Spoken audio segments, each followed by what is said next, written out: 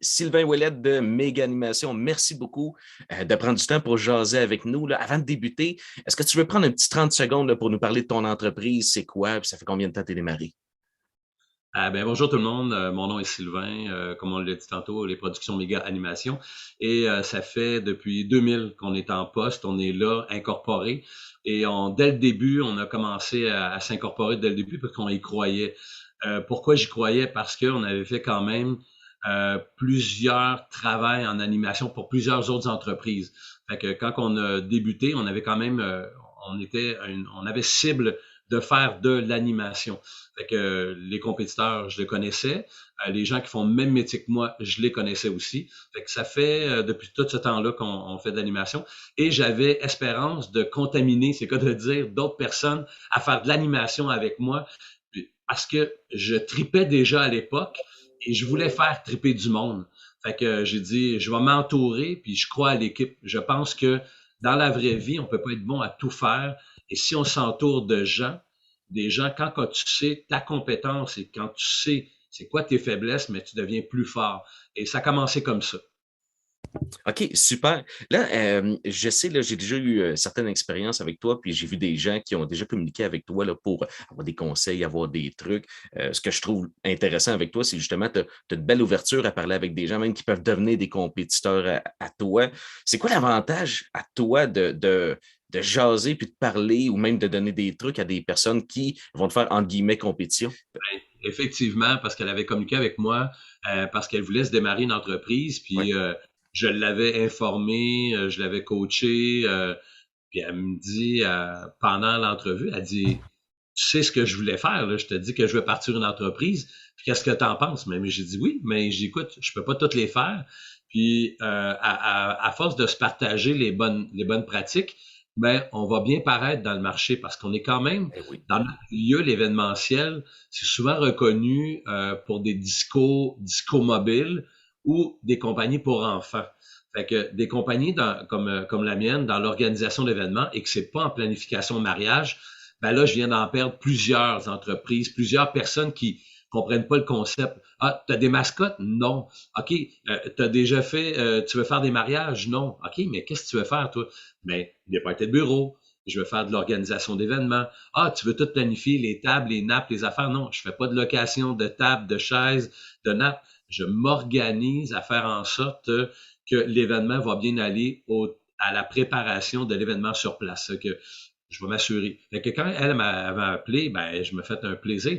C'est drôle parce qu'en fin de semaine, j'avais un événement à Victoriaville, puis l'événement devait se passer à l'extérieur. On avait un gros parcours dehors, puis on a changé ça, on a dit aux clients, c'est pas une bonne idée d'être dehors parce qu'il annonce de la pluie. On est à l'intérieur, puis un monsieur avec des jeux de bois qui était comme nous, mais comme à mes débuts, là, tu sais, quand j'ai commencé. Parce que toi aussi, tu as Super. des jeux, là, t'as pas mal Moi, de j'en ai une jeux. centaine, là. J'ai une centaine de jeux. Fait que le monsieur, il dit, ah, mais c'est rien rapport à toi, c'est rien à, j'ai écouté, monsieur, j'ai grand respect pour vous, ce que vous faites. Vous commencez, faites bien ça, puis vous devriez peut-être faire ça, ce jeu-là, telle affaire, faites-en double.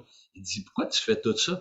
Ben, j'y crois, moi, mon métier. Je tripe. Je pense que la compétition, ça appartient à un côté négatif. Le mot compétition devient, pour certains, négatif. Moi, je le prends comme du positif parce qu'à quelque part, peu importe ce qu'on va faire, on va être comparé. Les gens vont nous comparer.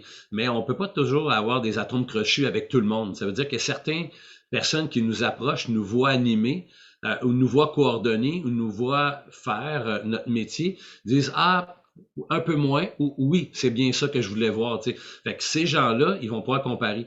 Mais j'imagine que quand on arrive avec un produit qui est pas comparable, mais c'est très dur de le vendre parce que les gens, tu as besoin de te vendre encore 4 fois plus parce que les gens, il n'y a pas de comparatif. Mais quand les gens peuvent comparer un produit avec un autre, après, ça reste aux gens de pouvoir te décider d'aller avec toi ou avec un autre. Ça va être plusieurs choses qui vont rentrer en ligne de compte. Ça veut dire, est-ce que je suis disponible s'ils veulent travailler avec moi? Je suis ou je suis pas?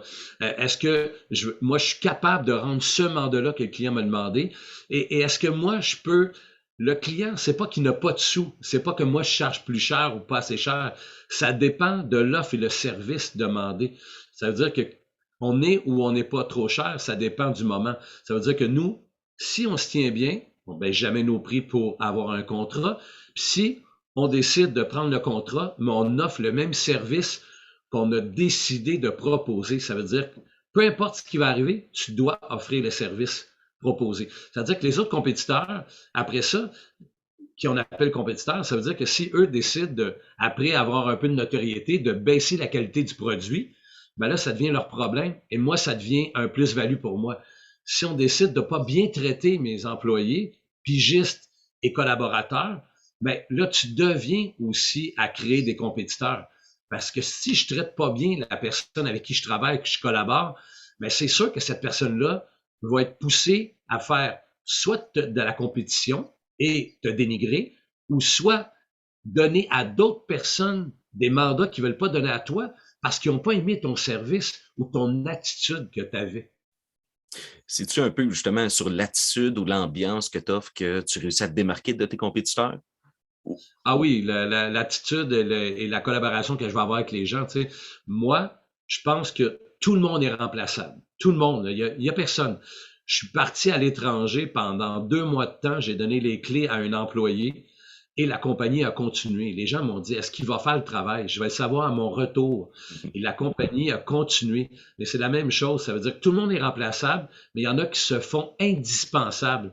Mais en tant qu'entrepreneur, si tu vends juste un service, et que tu ne vends pas un accompagnement qui vient avec ton service, ben c'est là la différence. Ça veut dire que si tu vends juste des bananes, mais tu ne montres pas comment les ouvrir ou comment les garder longtemps, ben je pense que tu vas faire faux bon. Ça veut dire que les gens vont dire, ben ces bananes ne sont pas bonnes.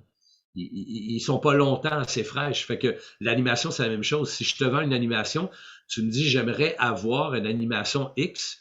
Puis moi, je m'aperçois que dans ta demande, je pense que c'est peut-être pas la bonne chose qui te devrait prendre. De cette façon-là, j'accompagne les gens et c'est ce qui fait la différence chez Méga Animation. Tu as une équipe de combien de personnes à peu près? Présentement, dans les bureaux, on est 7. OK. 7 à temps plein. Une personne au département scolaire, service de garde et ouverture d'année scolaire, pour les camps de jour aussi. Et on a quelqu'un qui est corporatif ville et municipalité. OK. J'ai quelqu'un qui s'occupe juste de la comptabilité. J'ai quelqu'un qui fait juste de la gestion du bâtiment et des camions et tout ça. Puis j'ai 2 personnes pour le montage, démontage. J'en ai une qui est en congé de paternité, qui s'en revient, qui va être au développement avec nous. Mais un peu avant la pandémie, on était 10 à temps plein. Ah oui, OK, OK, super. Puis, est-ce que ça arrive souvent que tu utilises des compétiteurs en sous-traitance pour soit peut-être compléter ton offre ou que d'autres t'utilisent aussi pour leurs clients? C'est-tu des choses qui se passent dans ton domaine? Bien sûr. C'est super important de comprendre que ça, à quelque part, là, j'ai eu la chance dernièrement, je donne un exemple. Euh, Moi, j'ai du matériel que j'ai, puis j'achète beaucoup de matériel, je vends, tu sais, je me débarrasse de matériel ou j'achète ou je vends. Mais mon matériel que j'ai décidé d'avoir du matériel cible pour faire mes événements. Ça veut dire que c'est pas la clientèle parce que c'est tellement large, ça dépend du moment. Exemple, je vais pas acheter des jeux gonflables parce que des jeux gonflables, il y en a plein d'autres compagnies qui en ont. Moi, je me mettrais à acheter des jeux gonflables. De un, je ferais baisser mon marché parce que j'irais dans le même marché que les autres, mais pour pouvoir me démarquer, j'aurais peut-être voulu baisser un peu mes prix ou offrir un marché différent.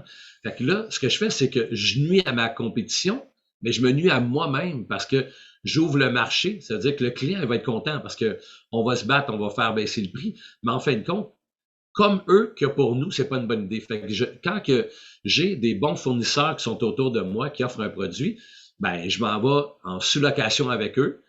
Puis la même chose, quand eux ont besoin de quelque chose, ils viennent me voir. J'ai des gens qui ont à peu près la même clientèle cible, puis ils communiquent avec moi pour dire, hey Sylvain, moi, mais ils communiquent avec les gens de mon bureau, hey, est-ce qu'on peut vous louer tel jeu? Moi, je fais pas de location. Je fais de la location animation. Ça veut dire que j'offre un produit, jeu, et viens avec un animateur ou une expertise autour pour que ça soit optimal dans une fête ou un événement ou peu importe le lieu où on va le déposer. Dans ce temps-là, les gens nous appellent puis ils me disent hey, on a besoin de tes services, j'ai besoin de ça, ça, ça. Tu t'en vas me représenter. Je leur dis est-ce que tu veux que je porte tes chandails ou mes chandails? Les gens ils disent non, non. tu peux porter tes chandails. Je sais d'emblée que si le client te rappelle dans la même année, tu vas pas lui offrir le service, tu vas dire qu'il s'est trompé de numéro de téléphone. Et ça, je m'en suis fait un point d'honneur depuis toutes ces années. Là, Ah, OK, super intéressant. Ça fait déjà le tour, en fait, des questions que je voulais te poser. Toi, y avait-tu un élément en particulier que tu voulais ajouter? ben, au niveau des entrepreneurs, je pense que c'est important de se mettre une place, une niche, à quelque part, de se cibler ce qu'ils veulent faire. Mais ils sont pas obligés de rentrer dans le mur comme entrepreneurs. Ça veut dire que on arrive puis on apprend à se connaître parce qu'on n'a pas toute la chance de savoir exactement dans quoi on s'en va. Puis quand on a trouvé quelque chose qui nous passionne, parce que c'est l'important, c'est la base. Si vous le faites pour le dollar, les piastres ou peu importe, là, oui, c'est correct, mais n'oubliez jamais que vous n'aurez jamais assez d'argent dans vos poches pour être passionné de vous lever le matin. Parce que l'argent, c'est éphémère. Une journée, t'en as, mais t'en dépenses autant que t'en as. Mhm. Mais la passion, tu pourras jamais la dépenser autant que tu vas en avoir parce que ça va t'énergiser à chaque fois. Fait que je dis de se trouver une passion, de faire ce qu'on aime faire. Puis au fil du temps, ben, tu as le droit de te transformer. Tu as le droit d'aller un petit peu à gauche, un peu à droite. Puis tu as le droit de te dire, te questionner, puis de poser, puis d'écouter ton sixième sens, de dire qu'est-ce que je peux faire, puis de bien, bien t'entourer. Tu sais. En tant qu'entrepreneur, que ça soit peu importe, de bien t'entourer, et surtout tes compétiteurs, de les avoir plus autour de toi que contre toi. Totalement. Super. Ben, encore une fois, un gros merci de ton temps, Sylvain. C'est vraiment apprécié. Est-ce que tu veux renommer ton entreprise là, avant qu'on termine? Sylvain, Il, production, méga animation. ouais, il est écrit en gros en plus dans l'écran, donc c'est assez clair. Super. Merci encore. Bonne journée. Merci encore, ça fut un plaisir, puis je vous souhaite bonne chance à tous.